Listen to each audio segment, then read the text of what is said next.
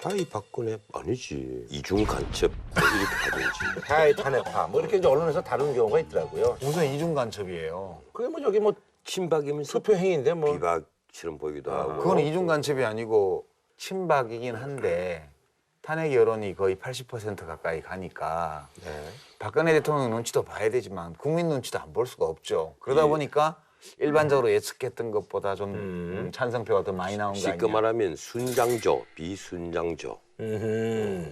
아니 근데 저기요 무효표가 7표 그래가지고 뭐 동그라미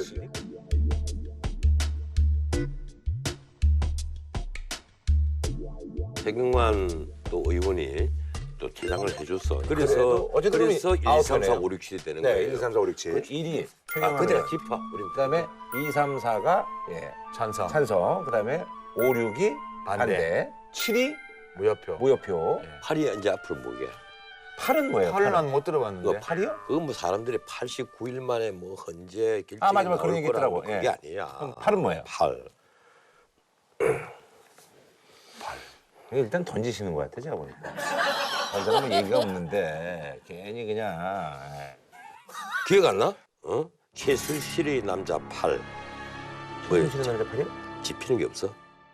왜 비박과 친박이 오늘 싸웠잖아요. 예. 아하, 이게 8, 8, 밤부터 8. 아하. 저 사람들하고 같이 당 못하겠다 해서 이제 비박이 지목한 그 8명. 부역자 8인. 최순실의 남자들 이정현, 조원진, 이장우, 서청원, 최경환, 홍문종, 윤상현, 김진태 이상 8명은 즉각 당에서 떠나주길 바랍니다. 대관과 배신의 아이콘인 김무성 전 대표, 유승민 전 대표는 인간 이하의 처신입니다. 그들은 박정희 대통령의 정치적 파트너가 아니라 정치적 노예들이라고 생각을 합니다.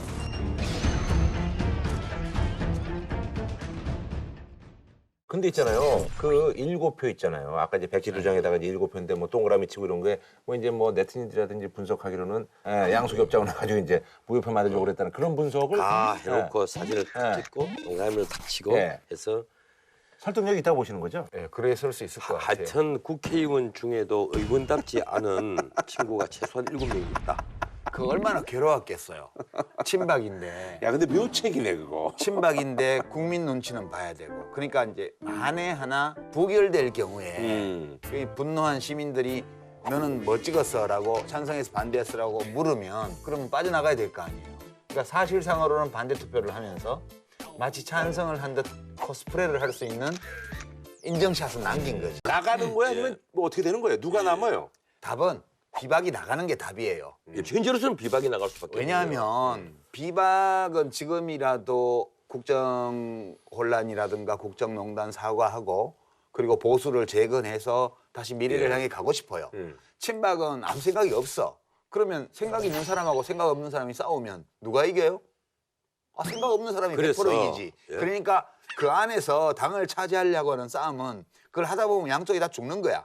그러니까 진짜로 살고 싶은 마음이 간절한 사람이 나가서 한 50명 나가면 콧만 굳고 뭐저건 몇백억 들어오고 1년에 따뜻해.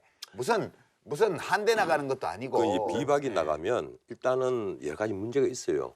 당의 정체성부터 바로 세워야 되잖아요. 비박이요? 예, 그러면 비박의 당의 정체성에서 이 걸림돌이 또 있잖아요. 이미 그 전부터 문제되었던 유승민 의원 같으면 원료 보수주의자들이 비판을 많이 했단 말이에요. 왜 사회적 경제 기본 법안이나 만들어내고 하는 분이 어떻게 보수주의라고 할 수 있느냐. 이런 당의 이념을 두고 충돌을 하고 그걸 정리하는 데 많은 시간이 들 겁니다. 그럼 이제 새로운 보수 세력이 들어가야 되잖아요. 그래서 내가 지금부터 폭탄선언을 하겠습니다. 뭐 이제 우리 설전도 한 1년 했는데 거기 들어가시려고요? 내가 우리 국민을 위해서 내 새로운 보수 정당을 건설하기 위해서 이 한 몸을 불사르겠습니다.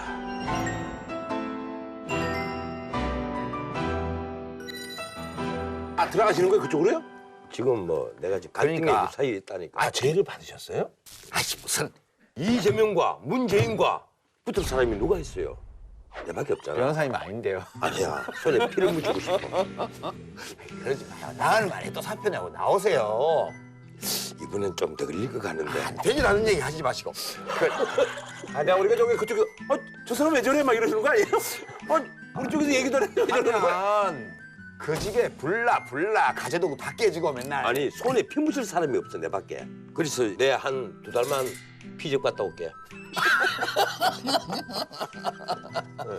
당분간 초대생 하나씩 모셔놓고. 일단 고려사항으로 접수를 해둘게요. 변호사님은 저하고 같이 있을 때 빛이 나는 거예요. 그런가? 혼자 가서는 힘들어요. 이렇게 많은 사유를 넣은 거는 경미한 탄핵 사유, 법 위반 사항이 발견될 때마다 파면을 해버리면 그 후폭풍이 너무 크기 때문에 사회적인 이익보다는 손실이 더 크다는 거예요. 그래서 중대한 헌법 위반, 법률 위반을 증명해야 되기 때문에 가능하면 많이 넣을 수밖에 없는 거라고 봐요, 저는. 이제 그런 점에서 저는 야당이 원칙대로 했다고 생각을 해요. 원칙대로 했다기보다는요. 그 사실은 헌법재판의 구조는 이렇습니다. 우리가 탄핵 심판을 할 때는요. 먼저 사실관계를 확정을 해야 되잖아요. 제시된 탄핵 사유로 제시된 사실관계를 자꾸 확정을 해야 된단 말이에요. 그리고 위반 이제 했다 안 했다 뭐 결정이 될 거 아니에요. 그거 다 했다고 그럽시다. 다 확인 다 됐다고 합시다. 그럼 이것이 대통령을 파면할 정도의 위헌이냐 위법이냐 하는 문제를 또 다뤄야 돼요. 그렇죠. 근데 사실관계를 하나 다뤄야 되고 확정을 해야 되고 그걸 놓고 다시 심사를 해야 된단 말이에요. 그런데 재판은 이렇습니다. 민사재판이 있고 형사재판이 있잖아요. 근데 민사재판은 내가 돈 받을 게 있는데 1억 원을 나한테 지급하라 이런 그 청구 취지로 재판을 했는데 이유를 여러 가지 붙이잖아요. 근데 재판부가 뭐 사유가 또 1, 2번 이거 돈 줘야 된다. 그럼 더 살펴볼 필요 없이 이렇게 해서 판결을 합니다. 할 수가 있어요. 네네네. 나머지 이유는 더 살펴볼 필요가 없다. 뭐 이러는데 형사재판은 안 그렇단 말이에요. 다 따져야 돼요. 예, 형사재판 같은 경우는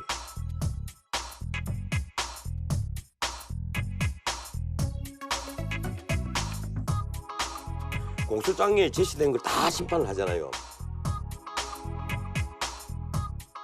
그런데 탄핵 재판은 형사 재판을 원용을 합니다.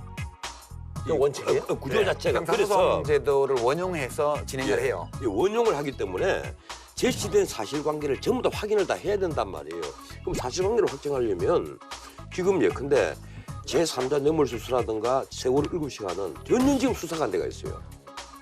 그러니까 그때까지 예컨대 삼자 뇌물죄를 유무죄를 가릴 수 없으면 이걸 법 위반 여부를 가릴 수 없다로 가거나 아니면 고려하고. 아직까지 혐의가 없다로 가거나 하고 나머지에 나머지 확정된 걸로 그게 안 탄핵- 된단 말이에요. 그걸 다 심사하는 거예요. 아니요, 그게 안 된다는 그게 안 거예요. 돼요. 그게 안 되는 거예요. 돼요.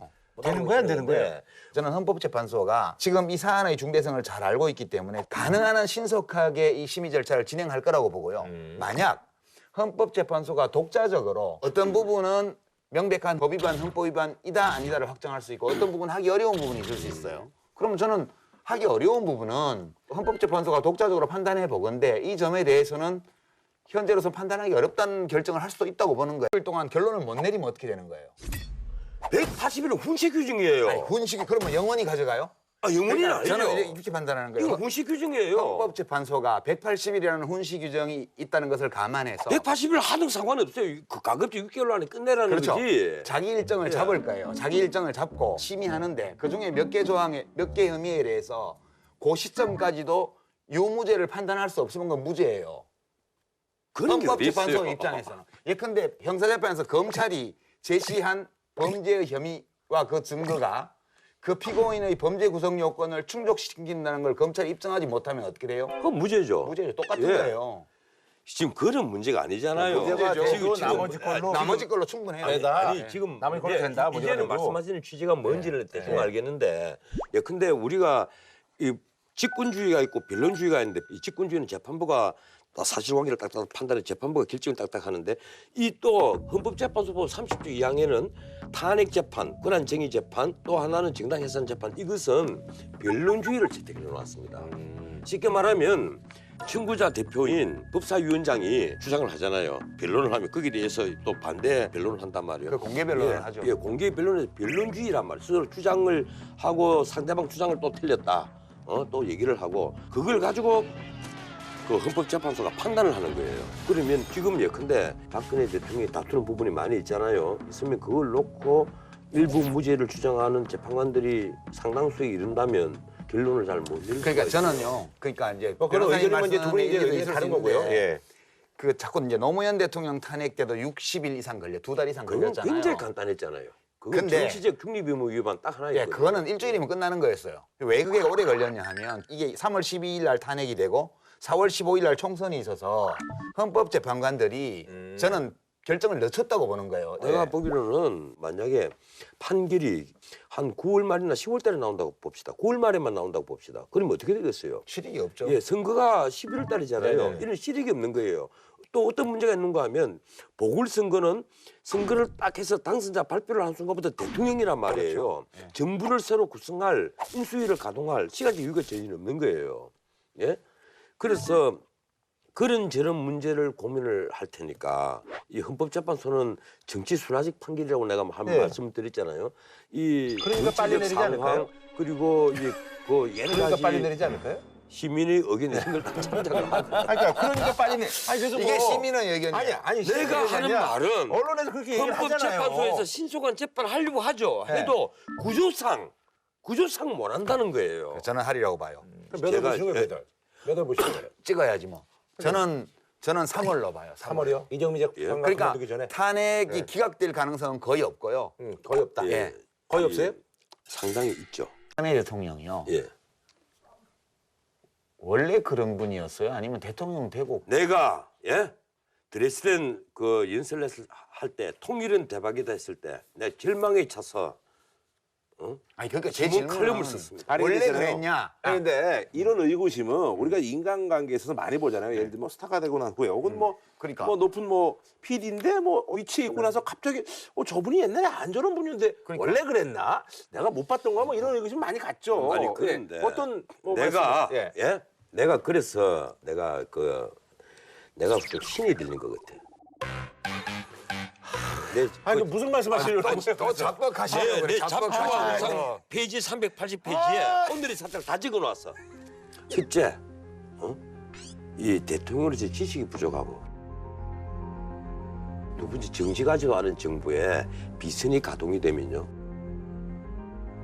그 비선이 공익을 사익으로 전환시킨단 말이에요. 그래서 내가 결론은 이 자들은 몰입에 불과하다고 지금 그러니까요. 했습니다. 몰입에다 지금. 이번에 국민들이 진짜 분노하는 것은 뭔가 하면 비선도 좀 비선다고 해야지. 지금 사실 정 변호사님 이럴 줄 몰랐다는 거 아니에요? 그러니까 이런 알았지. 아니 책에 그래 썼잖아. 책 봐. 그런 건도 이럴 줄 몰랐다는 거잖아요. 그 얘기가 지금.